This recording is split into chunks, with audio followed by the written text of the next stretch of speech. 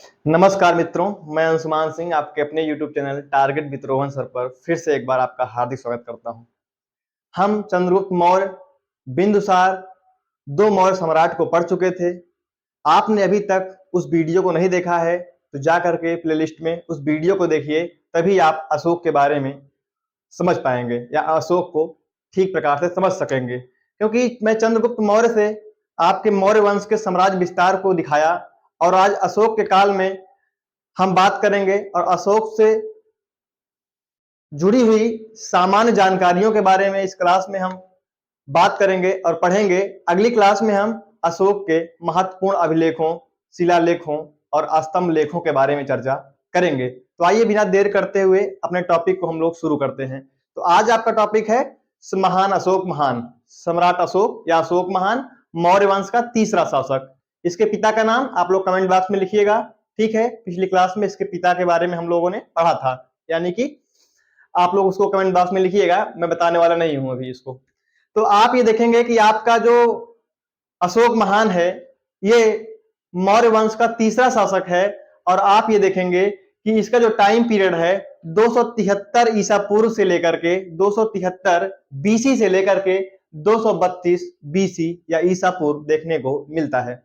आपने देखा था कि चंद्रगुप्त मौर्य के साम्राज्य में या चंद्रगुप्त मौर्य के काल में जो मौर्य साम्राज्य था वो पश्चिमोत्तर में हिंद कुश पर्वत तक और आपके पूरब में बंगाल की खाड़ी और आप दक्षिण में देखे थे ब्रह्मगिरी, कर्नाटक के ब्रह्मगिरी तक और उत्तर में आधुनिक जम्मू कश्मीर तक के इलाके पर चंद्रगुप्त मौर्य का साम्राज्य विस्तार हो चुका था। आगे के कालों में इसी क्रम में बिंदुसार के बारे में भी आपने पढ़ा था और बिंदुसार के बाद अशोक के काल में भी आप इन चीजों को देखेंगे। बस अशोक के काल में एक और इंपॉर्टेंट कार्य ये होगा कि कलिंग जो होगा, कलिंग का विजय अशोक करेगा और कलिंग को मौर्य साम्राज्य का हिस्सा बना लेगा अशोक। ठीक है, तो अशोक का जो टाइम है आप लोग याद कर लीजिएगा, 273 ईसा पूर्व से लेकर के 232 ईसा पूर्व। ओके, अब आप देखेंगे कि कुछ अनुश्रुतियां हैं, जैसे सिंघली अनुश्रुति महाबोधि वंश के अनुसार अशोक ने 99 भाइयों की हत्या कर गद्दी प्राप्त की। आप ये देखेंगे कि आपके अशोक के पिता बिंदुसार, अशोक के पिता बिंदुसार के दो पुत्र थे, अशोक और सुसीम।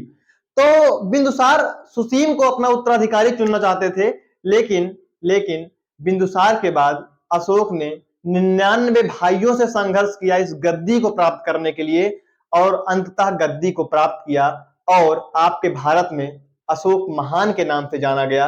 वो इतने सारे महान कार्य किए कि उसके वजह से उसे अशोक महान कहा गया। इन कार्यों को हम लोग अगली क्लास में पढ़ेंगे और अब आप आज भी देखेंगे कुछ महत्वपूर्ण कार्य इसके। तो आपने समझा कि सुसीम और अशोक में मेनली संघर्ष हुआ, लेकिन ऐसा सिंघली अनुसूची बताती है और उसके साथ ही साथ महाबोधि वंश जो बताता है। और एक आपके यहाँ तिब्बती राइटर तारानाथ, नाम सुना होगा, तिब्बती राइटर तारानाथ के अनुसार भी कहते हैं कि 99 भाइयों की अशोक ने हत्या करके गद्दी प्राप्त की।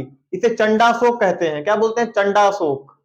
लेकिन बाद में यही चंडाशोक धर्माशोक बनेगा, धम्माशोक बनेगा, धम्म का पालन करेगा, धर्म यात्राएं निकालेगा। ठीक है, तो आपने देखा कि 99 भाइयों की हत्या कर सिंहासन प्राप्त किया। ठीक है, आगे बढ़ते हैं। 269 ईसा पूर्व में या बीसी में इसने राज्याभिषेक करवाया। इसका जो राज्याभिषेक हुआ 269 ईसा पूर्व में हुआ, 269 ईसा पूर्व में अशोक का राज्याभिषेक हुआ।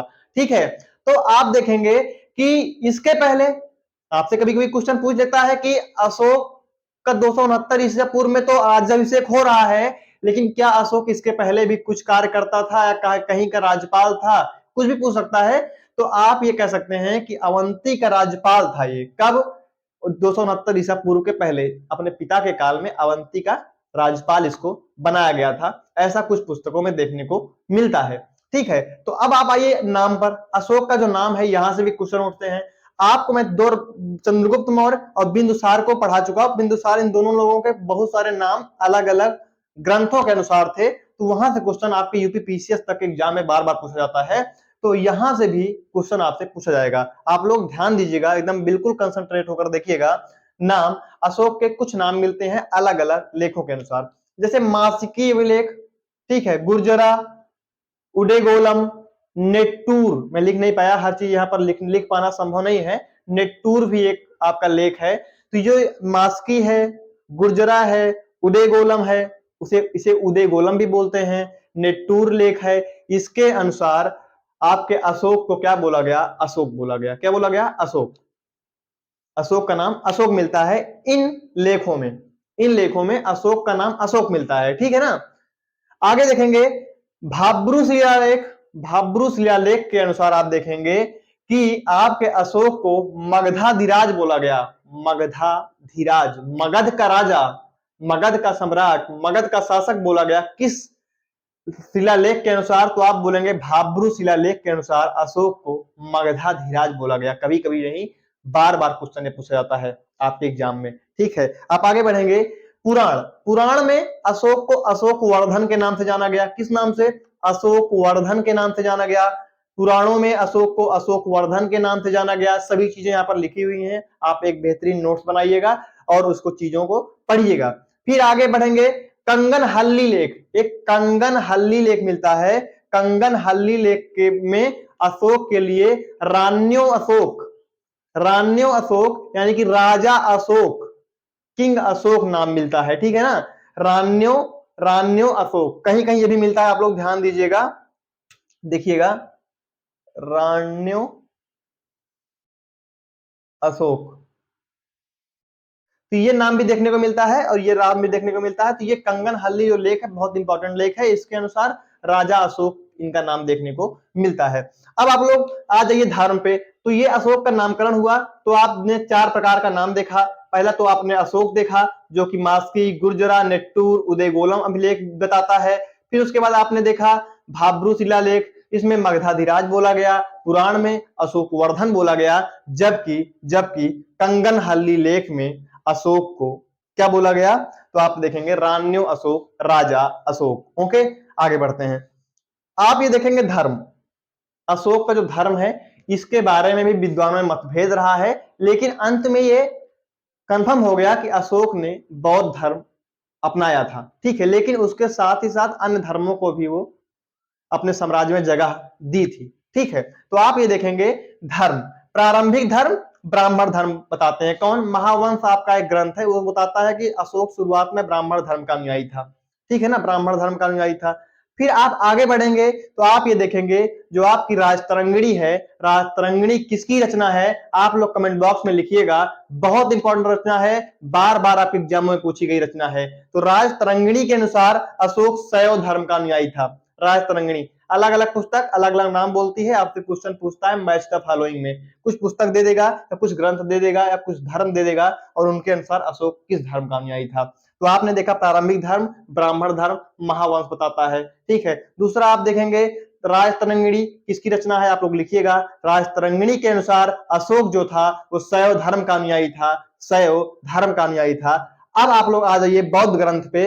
बौद्ध साहित्य, बौद्ध साहित्य में आप देखेंगे महावंश प्लस दीपवंश, 2 ग्रंथ, महावंश प्लस दीपवंश जो आपके ग्रंथ हैं ये बताते हैं कि जो निग्रोध बौद्ध भिक्षु ने, निग्रोध बौद्ध भिक्षु ने बौद्ध धर्म में दीक्षित किया। किसको?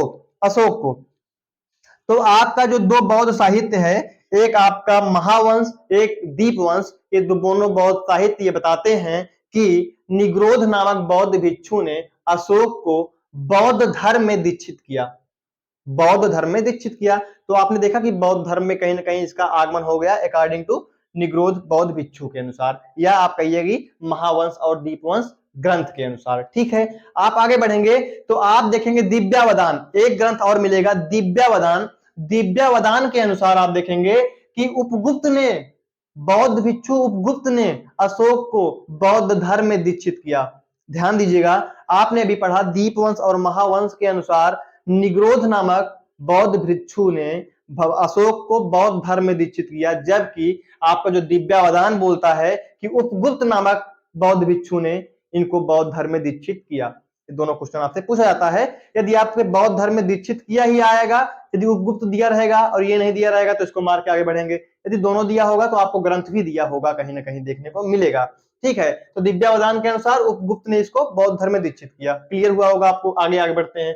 बौद्ध तीर्थ यात्राएं, इसके काल में कुछ बौद्ध तीर्थ यात्राएं हुई, क्योंकि बौद्ध धर्म का अनुयायी था ये। और आप ये देखेंगे कि कलिंग वार के बाद इतने बड़े मात्रा में नरसंहार हुआ कि इसने इसने अपने भौतिक विजयों को छोड़ करके अब सांस्कृतिक विजयों की नीति अपनाता है।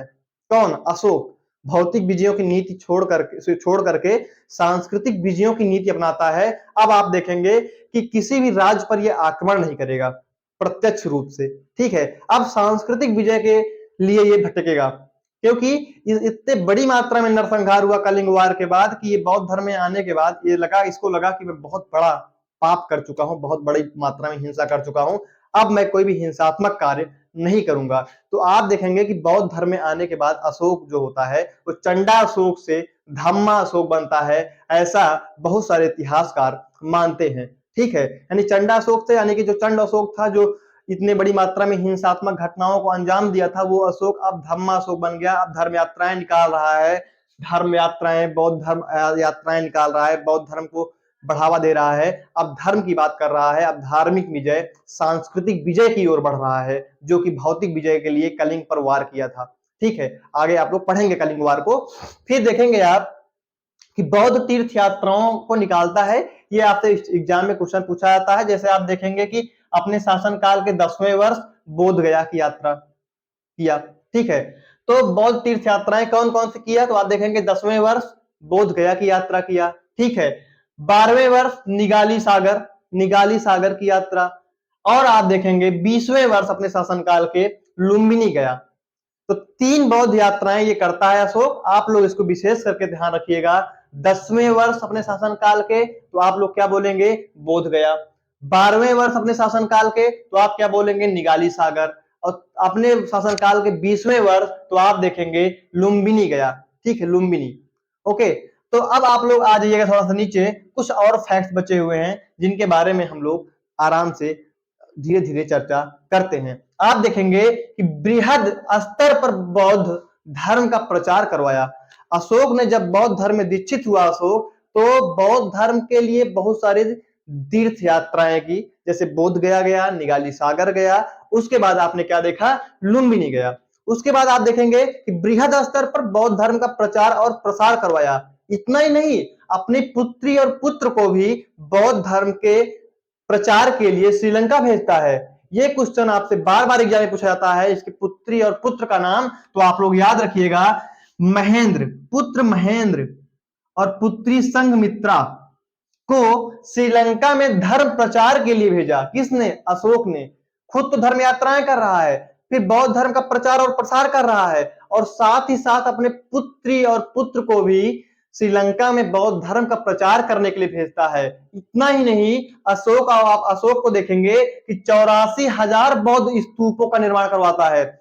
ऐसा आपके पुस्तकों में इतिहासकारों ने वर्णित किया है कि अशोक ने 84,000 बौद्ध स्तूपों का निर्माण करवाया था, ठीक है। तो बृहद स्तर पर बौद्ध धर्म का प्रचार करवाया, एक कॉन्सेप्ट। दूसरा आपने देखा 84,000 बौद्ध स्तूपों का निर्माण। तीसरा, अपने पुत्र महेंद्र और पुत्री संघमित्रा को श्रीलंका में बौद्ध धर्म के प्रचार के लिए भेजा श्रीलंका में। इसको याद रखिएगा, पुत्र का नाम महेंद्र है, पुत्री का नाम संघमित्रा है। इन दोनों को श्रीलंका भेजता है बौद्ध धर्म के प्रचार के लिए। अगला पॉइंट, तृतीय बौद्ध संगीति या बौद्ध सभा का आयोजन अशोक के काल में हुआ था। आप कमेंट बॉक्स में बताइएगा कि चारों बौद्ध संगीति किस किस शासक के काल में हुई। मैंने 3 को तो पढ़ा दिया, अभी एक कनिष्क कुंडल 1 बचा हुआ है, कनिष्क के काल में, कुषाण वंशी शासक के काल में होगा। इसको तो मैं बता दे रहा हूं, लेकिन जो 2 मैं पढ़ाया हूं 2 पिछले क्लासों में, कि और 2 जो शुरुआत की पहली और दूसरी बौद्ध संगीति हुई थी वो किस शासक के काल में हुई थी। तो आप देखेंगे तृतीय बौद्ध संगीति के आयोजन इसी के काल में होता है, अशोक के काल में, पाटलिपुत्र में। इसकी अध्यक्षता मोगलीपुत्र तीर्थ करते हैं, ठीक है। तो आप ये देखेंगे कि तृतीय बौद्ध संगीति का आयोजन भी अशोक के काल में हुआ, पाटलिपुत्र में। ओके, आगे बढ़ते हैं हम लोग। तो आप ये देखेंगे कि कुछ नोट करके दिया गया है आपको, जैसे कि बराबर की पहाड़ियों में आजीवक भी संप्रदाय है, आजीवक के भी संत होते थे। बराबर की पहाड़ियों में आजीवकों के लिए या आजीवकों के निवास के लिए कुछ गुफाओं का निर्माण करवाते हैं ये उनका नाम आपसे एग्जाम में पूछ लेता है। तो आप देखिएगा, बराबर की पहाड़ियों में आजीवकों के निवास के लिए 4 गुफाओं का निर्माण करवाया। कौन? अशोक। तो आप ये देख रहे हैं कि बौद्ध धर्म का अनुयायी भले ही है, लेकिन साथ ही साथ अन्य धर्मों के प्रति भी कार्य वो कर रहा है, इसीलिए उसे धार्मिक सहिष्णु शासक कहते हैं। इसी सब योजनाओं के देखते हुए, इन्हीं सब कार्यों को देखते हुए आप देखेंगे कि अशोक को महान की पदवी दी गई है। आप आगे पढ़ेंगे, लास्ट क्लास में चर्चा करूंगा कि अशोक महान कैसे बना। तो महान बनने का उसका जो कदम है, यहीं से तो भौतिक विजय से सांस्कृतिक विजय का जो पथ आता है अशोक, तब से ये कहीं ना कहीं महान बनने के मार्ग पर चलने लगता है। ठीक है, तो आप क्या देखेंगे कि बराबर की पहाड़ियों में आजीवकों के निवास के लिए 4 गुफाओं का निर्माण करवाया। कौन कौन सा? पहला कर्ण की गुफा, दूसरा चौपार, तीसरा सुदामा, चौथा विश्व झोपड़ी। फिर से, कर्ण गुफा, चौपार, सुदामा, विश्व झोपड़ी। आपको याद हो गया होगा कर्ण, कर्ण याद होगा, कर्ण तो जानते होंगे कर्ण को। ठीक है, चौपार, चौपार भी आप जानते हैं। ठीक है, तीसरा आप देखें सुदामा, सुदामा को भी आप पहचानते हैं। सब वो आपके वही महाभारत और रामायण के लोग आ गए हैं यहाँ पर, उन्हीं के नाम पे बन रहा है। कर्ण, चौपार, सुदामा, विश्व झोपड़ी। विश्व झोपड़ी तो आप भूलेंगे नहीं, अब क्या नाम है? विश्व झोपड़ी। 4 गुफाएं। आपसे एग्जाम में बार बार क्वेश्चन पूछा गया है, बार बार आप एग्जाम में क्वेश्चन उठा करके देखिएगा। सुदामा, कर्ण, चौपार, विश्व झोपड़ी, 4 गुफाओं का जिक्र आपके अशोक को आजीवक संप्रदाय के लिए बनवाने का मिलता है। तो आजीवक संप्रदाय के निवासियों को रहने के लिए 4 गुफाओं का निर्माण करवाता है, कर्ण, चौपार, विश्व झोपड़ी, सुदामा। ओके, आगे आप देखेंगे कि नैतिक नियमों की संहिता। अपने जनता के समक्ष, अपने प्रजा के समक्ष अशोक जो होता है, वो नैतिक नियमों की एक संहिता प्रस्तुत करता है। नैतिक नियमों को किस प्रकार से आपको अपने जीवन यापन करना है, किन किन कानूनों का, किन किन नैतिक नियमों का आपको रोजाना के जीवन में पालन करना होता है, इसके लिए एक संहिता का निर्माण करवाया, जो कि अपनी जनता या अपने प्रजा के सामने प्रस्तुत किया, जिसे धम्म के नाम से जानते हैं। जो अशोक का धम्म आप बोलते हैं, वही एक नैतिक नियमों की एक संहिता है, अशोक का धम्म। ठीक है, तो मित्रों, ये आपके अशोक से संबंधित सामान्य सी और बहुत ही महत्वपूर्ण जानकारियां हुई। अब हम लोग अगली क्लास में अशोक के लेखों और अशोक के कार्यों के बारे में पढ़ेंगे, और अशोक के युद्धों के बारे में भी हम लोग पढ़ेंगे। तो आपने यदि चैनल को अभी तक सब्सक्राइब नहीं किया है, तो चैनल को एक बार सब्सक्राइब करें, जिससे कि आपको हमारी वीडियो की जानकारी, नोटिफिकेशन आसानी से मिल सके। मित्रों, यदि आपने पिछली क्लासों को नहीं देखा है, तो जा करके एक तरफ से मेरी क्लासें आप देखेंगे कि हम लोग 5 लाख ईसा पूर्व से लेकर के 5 लाख ईसा पूर्व से लेकर के 232 ईसा पूर्व तक का सफर कर चुके हैं, और सब एक क्रम में क्लासें हैं। तो आप जाकर के वहां से एक बार पढ़िएगा, आपका कॉन्सेप्ट इस तरीके से क्लियर होगा कि आप अपने जो आपके साथ में कह सकते हैं कि जो भी प्रतिस्पर्धी हैं, उनको आप इस तरीके से दिखाएंगे कि हाँ, इतिहास का नॉलेज हमको इस प्रकार से है। अब जब आप बात करेंगे, तब लगेगा कि हाँ, किस प्रकार से बच्चे को इतिहास का कॉन्सेप्ट है। तो आप लोग जा करके पूरी क्लासें देखिए क्रम से, तब आपको चीजें बेहतरीन रूप से क्लियर होंगी। तो मैं अपने क्लासों में कॉन्सेप्ट पर विशेष जोर देता हूं, कॉन्सेप्ट के साथ फैक्ट को भी लेकर के आता हूं, लेकिन आपके पास कॉन्सेप्ट रहेगा क्लियर, तब आपको फैक्ट भी याद हो जाएंगे। ठीक है, नहीं तो फैक्ट को आप मछली की तरह, जैसे मछली पकड़ते हैं तालाब में, पकड़ते रहेंगे, उधर से वो फिर से तालाब में कूदती रहेंगी, आपको फैक्ट याद नहीं होंगे। कॉन्सेप्ट के साथ फैक्ट को पकड़िए। तो मित्रों, इसी के साथ मैं अपने क्लास को समाप्त करता हूं। आप लोग इस स्लाइड का स्क्रीनशॉट ले लीजिएगा और इसको नोट्स बना करके अच्छे से लिखिए। धन्यवाद मित्रों।